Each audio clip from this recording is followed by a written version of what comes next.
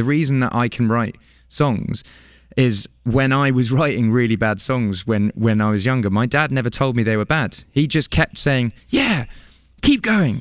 The Mercedes-Benz Interview Lounge. Ed Sheeran, welcome to New York City. Hey, nice to be back.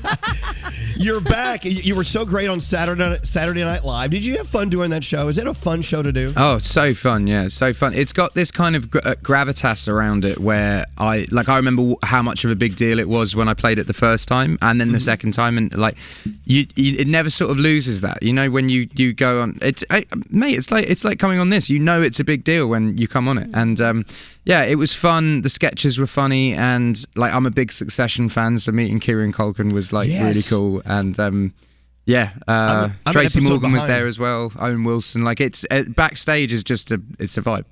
Now I heard rumor. Gandhi and I were talking about this. We heard rumor that you will be dating Pete Davidson sometime soon. Well, he took me to the Knicks game yesterday, and actually no, he didn't. So I arrived at the Knicks game yesterday.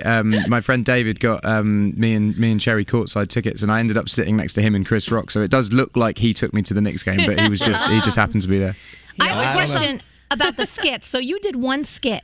So if you had more time to practice, because maybe, because you didn't get there till later, would you have done more skits? So it's an interesting thing with like hosting and doing skits, because basically the time where you do it would be release week, right? But on release week, to cut out a week of not doing anything else where you're just rehearsing for SNL, it's like I think I'd do it, the way that Adele did it, where she was just on her off time and then she just went and did it, and that was her week focus was doing SNL. I've just never really been able to do the skits or anything, because on the Thursday I might be in Los Angeles, and then on the Friday I might be in Texas, and then on the Saturday I'd come and do you know what I mean? It's like because you're sort of on such a strict promo run, that's just what you end up doing. Well, we came in this morning, and the first thing Danielle said was, Ed was so great on SNL. I love that sweater he wore. Yeah. And so Ed walks into the studio wearing the same sweater he had. Yep. Mate, You had to change, though. You had 2 sweaters. Yeah, I did, and I might wear that other sweater for Fallon tonight. But no, basically, whenever I do, I didn't even know this, but the record label have a budget for clothes when you do promo trips. They do, and I always dress terribly, always. And so now, whenever I do things, they go, right, my manager's wife's a stylist, and they say to her, like, here's a budget, get Ed something nice. So when they do, I then just wear it for the trip, because I feel like they need to get their money's worth. Mileage. I don't know. I think you should leave that sweater with us. Yeah, oh, man, I like it too so much. Too. I like it too much. By the way, the hoodies. We never got our hoodies. Yeah. Oh, that's right. I ordered one, though. I paid retail, but it hasn't gotten Did here you? yet. I mean, that's not on me. That's Andrea Gannis. We got to put her on blast. Andrea. Well, I don't know. Last time Ed was with us, he had this hoodie. I mean, the artwork is just fabulous. Yeah. Oh, it's so pretty. Elvis, I'll give her another nudge. Okay, do that. She needs a nudge from time to time. We love Andrea. She'll be mortified we just name drops. So, by the way, we've been on with Ed Sheeran for 10 minutes, and we haven't talked. We're not having the C conversation. The C. Right. The vid. We're not talking about the vid. No. Oh, yeah. I mean, we can talk about that. No, Sorry, I thought you meant the C word. I was like, that's a bit racy. Let's have that conversation and see how fast we get shut off. Yeah, let's have that conversation. No, I don't want to. No, there's more to talk about. I mean, we all know you had COVID. It's over. We got to move on. It's a part of life. Do you know what I will say? I found very uncomfortable about it was having to like publicly announce it to the world, because then I had to publicly announce getting over it, because the first day I was released, everyone still treated me like I had it, and I've had so many mates that have had it and just sort of you just get it and go, but it sort of felt like you start having to ring up people and explain and be like, I know I saw you yesterday, but you might have it's right. No, you feel like you did something wrong, but you didn't do anything wrong. It messes with your mind. Down the street. Yeah, it messes with your mind. By the way, I was just checking out Billboard.com. Headline: Ed Sheeran scores 4th #1 album on Billboard. Wow. Yeah. Do you know that's something I never take for granted is America. Like, I remember first coming over to America and them listing off the English people who'd come here and gone home very quickly, and all of them saying, this will probably be you as well, but let's give it a crack. So my first album went in at like #5 on Billboard, and I remember thinking I've made it, because at least my name is on Billboard. But having being in the conversation with all these American, a huge American acts and huge, people like Drake and Justin Bieber and Weeknd is something I don't take for granted. Like I'm from the middle of the countryside in England. No one from my area ever has come out and had success in America. So it's like I don't take it for granted. Wow, I love hearing that. And ever since we met you, Ed, you've always just been so forward with us, honest, bright, sweet, kind, gentle, and we appreciate that. Thanks you. Thanks for not being a wanker. We appreciate that. Oh, man, I've still got time. No, you've never changed, and that's the coolest thing. You've always been the same person, which is awesome. Thank you. Well, do you know, on the changing front, because people always say, like, artists change and stuff like that, and I'm like, of course I have. I'm 30. Like, I'm not 19 anymore. I don't think my morals and stuff have changed, but my whole life has shifted, and my interests have changed. My taste, like, I like sushi now. I didn't like sushi when I was 19. Anyway. But you're still nice, and that's the Thank most you. important But that is down to my parents. My mum and dad are lovely people, so I have to give them the credit for that. What's up, Frog? Ed, the album's out now, #1 album, and when it's funny, before you came in, we went around the room and we were all talking about what our favorite song is, and my favorite is Shivers. I think that song is super sexy. Thank you. I love Bad Habits, and some other people love Love in Slow Motion. Two-step. Well, Two-Step's the one that I feel like is presenting itself as a single now, because often when you release an album, like I only found this out on Divide, because everyone was like, what's the next single? Should it be this song, and you release Divide, and suddenly the public just decides, hey, we like this one quite a lot, and then you end up shooting a video for that. So I think Two-Step will eventually be that at some point. Nice. It's easy for us to listen to the album and pick a favorite song, but what about you as the artist? Is it hard for you to pick a favorite song on the album, and if not, what is it? Well, this is the only project that I've ever done where I actually listen to it as one song, because I made the record as to sort of flow from each song into the other, and all the themes go for it. Basically starts off 4 years ago and sort of hints at where I'm going to end up here, and then the sort of second half of the album is going into fatherhood and turning 30 and getting married and blah blah blah blah blah blah. And so I always had it as on my iPad. I always had it as one song. It was a 49-minute song, and whenever I would listen to it, I would just press play and I would listen to the entire thing. So I struggle to hear songs from the album now without hearing it sort of go into the next song. It sounds quite weird hearing Shivers finish on the radio and not hearing the first pluck of first times, That's an art form that sort of disappeared for a while, the art of the album. I don't think it ever did disappear, though, Elvis, because I think people still do them, and when they do it, it becomes big. Like some people make albums that are full of. I would say my #6 collaboration project is not an album. It's a project of just loads of songs that sort of fit together, but not really. But if you look at like Adele's album will be made as an album. Sam Smith makes albums as albums. Bruno makes albums as albums. Kendrick makes albums as albums. Taylor's Folklore is and all of these albums are ones that go on and live for a long time. So like albums are still being made. It's just not as frequent as they used to be. I'm the old fart that I am. I mean, I was raised by putting vinyl on the turntable and listening to an entire album. I never ever would listen to a track. And for a while there, here on the show, we noticed that a lot of artists would roll through with just a single that was maybe do an EP here and there.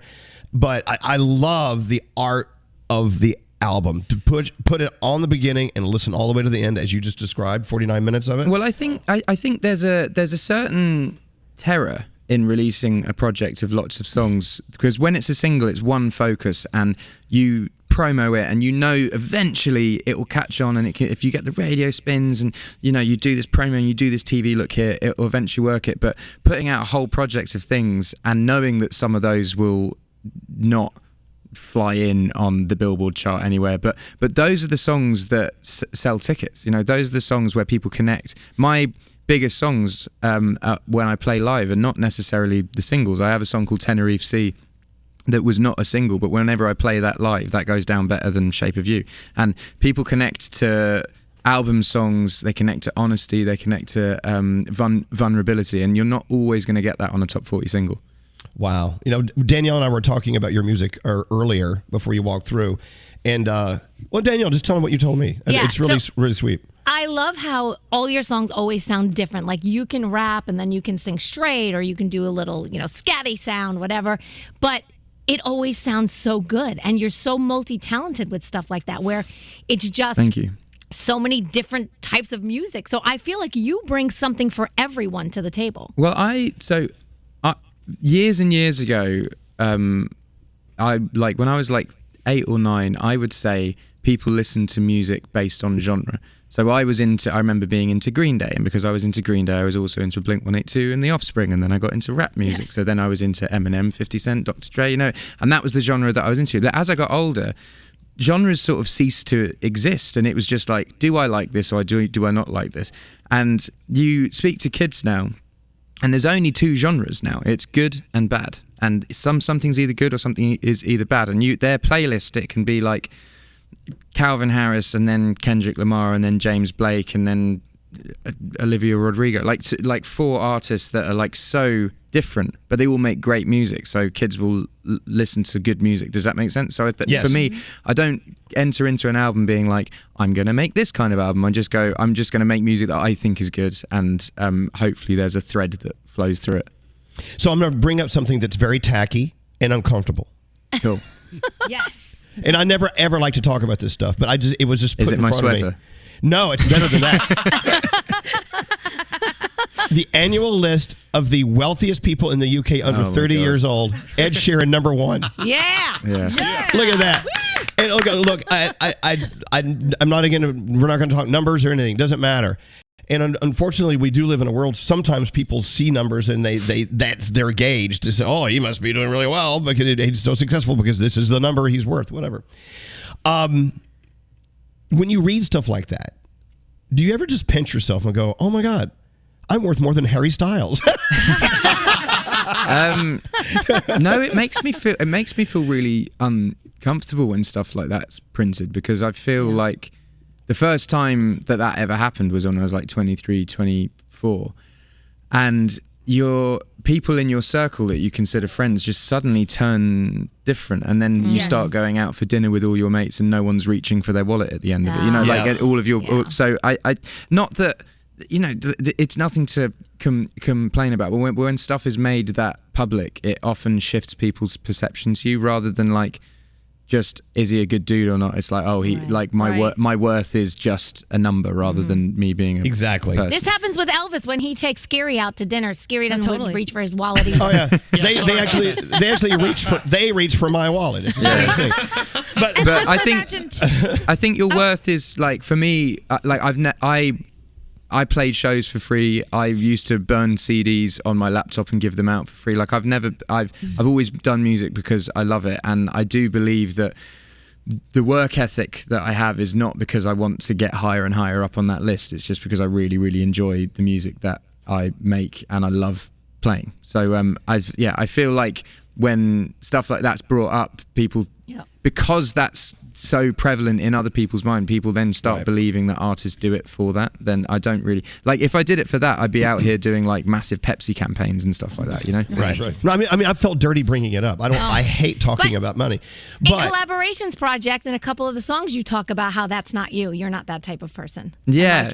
Well, I mean, collabs. I mean, sometimes, like if I'm entering into like I did a song with Stormzy on collabs, and very much the sort of stylistic thing is to be a bit braggadocious, I think, and every now and then you can say something that's like a little tip of the hat to it, but it's never really been at the forefront of anything. Well, I do know that one of the great things about being a success and having money coming in is you can direct it into different directions where people need help.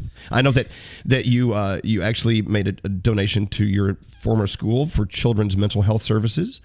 Yeah, and you're buying musical equipment and computers. Well, do you know what that was? So I went to a publicly funded school, which it was really good. It was really good, and I had a great musical experience there. My music teacher was great, and then one day the art teacher who I know and my old music teacher, Mr. Hanley, just messaged me and said, can we come round? And so they sat with me and they said, look, like this is the thing, the arts at our school, and I'm talking the arts, I'm talking drama, music and art, get £500 a year between us, and science at our school gets 10 grand a year. And we can't get equipment, we can't kids can't have music lessons and stuff. So I just basically set up a fund that every year pays 30 grand to them. So they've got 10 grand for drama, 10 grand for art, 10 grand for music. Excellent. And every single year, Wow. they're the best funded state school arts project in England now. And what you see from it is kids coming out of it. Like I bump into parents in my local area all the time because I pay for kids drum lessons and guitar lessons and violin lessons. I have like a grant that basically funds young kids in Suffolk buy instruments and have and I bump into parents all the time being like, my son's really excelling at drums. Oh, my daughter's just got into this university because you bought photography equipment for that. Wow. And that's what you do it for. And the thing that I never get with the English tax system is so many, like, one of England's biggest exports is art, right? You've got Damien Hirst, you've got Paul McCartney, you've got Adele, you've got people who are making massive movies like Danny Boyle and stuff, but no importance is ever put on the arts. They're giving 500 quid between 3 different subjects for the whole year, but no one sort of looks into what Britain should be proud about, which is our exports. We make amazing films, we make amazing music, we have amazing art coming out of our country, and I wish that more importance was put on that rather than science, maths and English, which people are always going to need to do. But art is still treated like this thing of like, there's still an aura around it of, but get a real job. And a real job should just be what you enjoy. And art, you can make a living doing anything, basically. Wow. That beautifully said. Yep. Yes, Gandhi. Well, I was just going to ask, based on all of this, I shudder a little bit when these lists come out as well, because I know what it has to do for you as far as social media and people's input on your life goes. Because how crazy is it for you to always be scrutinized, or maybe you're not, but to always be scrutinized about where you're spending your money, what you're spending your money on, and how people think you should be spending your money? Well, I mean, there's a very fine balance, isn't there? Because I never ever would donate something and then sort of tell people about it. But I think if you do it enough, then people start to tell the people that you're doing it to. Like because I kind of do it primarily in the area that I grew up in. Everyone talks, so it sort of it does get around eventually. So I'm not so much scrutinized about it because everyone knows I do constantly put back into the area. I love the text coming through. Please tell Ed thank you from a music teacher. It's going to make a huge difference for those teachers and for those students. Absolutely, and man, it's the same. It's the same here. Like people should put more importance, just art on kids' mental health as well. I mean, I when I'm having a down day, I will paint something or I will write a song, and I don't necessarily have to release the song or show anyone the art, but it makes me feel better. And art can really, really cheer kids up, because out of you can have like a really bad situation happen to you, but if you get a piece of art that you're proud of, you're then something good has happened out of something bad. And I don't know, man. I think the arts worldwide, more important, should be put on it, because it's sort of seen as this DOS subject that you just you kind of can mess around in the class and you press the keyboard with the DJ saying DJ, like that's kind of what you know what I mean. But it's an amazing thing for kids. Can we clone Ed Sheeran, please? Can we clone him? I know, right? If we had more of him around. I think we're doing okay with just one of them. I love my Ed. Do you get nervous when I read things like this? Was already a huge fan of Ed Sheeran, but aside from his friendly nature and humble demeanor, he supports the arts. And I'm a PhD student who's looking into the correlation of minimizing the arts and children's mental health as well. And I think I just became a bigger fan, if that's possible. Please tell him thank you from people like me. Another texter, excuse me while I fall in love with Ed Sheeran. I think there's a massive correlation in it as well. There's this meme that I saw where there's a tree and there's a teacher there next to a tree, and there's a fish, there's a bird, there's a monkey, there's a cat, and there's a horse or whatever. And the teacher says, look, for me to understand all of your worth and intelligence, all of you have to climb this tree. And kids are so different. And you can basically change, if you give a kid confidence at a young level, the sky's the limit. If you take a kid's confidence, they will never ever overachieve because they will always be too scared to put themselves out there. The reason that I can write songs is when I was writing really bad songs when I was younger, my dad never told me they were bad. He just kept saying, yeah, keep going. And I listened back to them and they're dreadful. Like, they're really, really bad. But because he kept pushing me and gave me the confidence to it, I remember being 10 years old and being like, I'll do a song with Eminem one day, Dad. And he went, yeah, I think you will. And do you know what I did? Because I had the belief in it. I've done three with Eminem now, and I class him as a friend. And my dad never had a wavering thing with confidence, and I think teachers can be this to kids. You know, it's not about saying you will be president, but it's about saying you can be. If you work hard enough, you can be anything you want in the world. The jobs that you can get paid to eat chocolate. You can get paid to play video games. If you work hard enough and you're the best at your craft, you can do anything you want to do. It's not about fitting in a box or having to go and get a real job, quote unquote. It's just, what do you like? Okay, how can we make sure that you can do that as a living? Because when I was making music for the first time and everyone said get a real job, I was like, well, I enjoy doing this, so I'll just do it for free on the side. And then one day I got paid for it, and I was like, you can get paid for this? And then suddenly a whole world opens up, and I was doing gigs on weekends playing weddings, and I was getting paid £200 for a wedding, and then that was my rent. So why would I need to go and get a job? I'm doing what I love, and I'm just... And this isn't just a music thing. This is an anything thing. All of you guys are on radio, and all of you guys are on radio because you worked really hard at it and because you loved it, not because you went and got a quote unquote real job. You just went, I really like doing radio, so I'm just going to work at this. And now look at you guys. You're like the #1 radio morning show in the country. You know. Can I just say something? You know what I'm about to say. This is the second time that you have driven me to tears.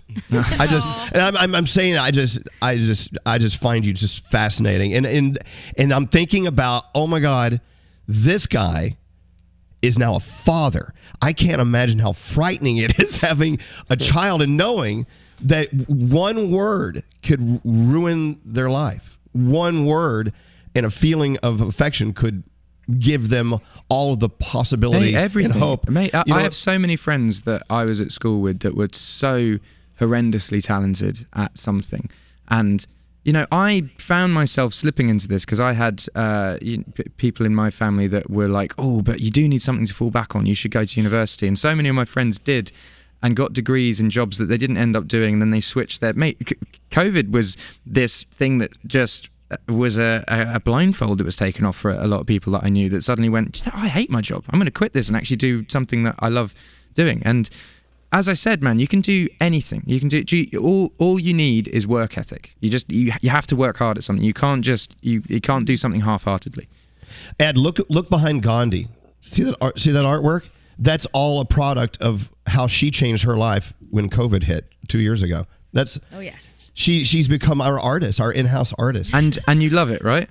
I love it. And just like you said, I started doing it because it was something that was fun for me. And then all of a sudden people were like, oh, I'd like to buy some of those. And I thought, what? Exactly. You want to buy these? And it's so surprising, isn't it? Where you're suddenly like, oh my God, something that do you know, this is another thing that I would say to kids and adults. If you give yourself a plan B, you will fail. If you give yourself an out and you say, right, if this doesn't happen, then what I will fall back on is this. If there's only plan A, then plan A will work.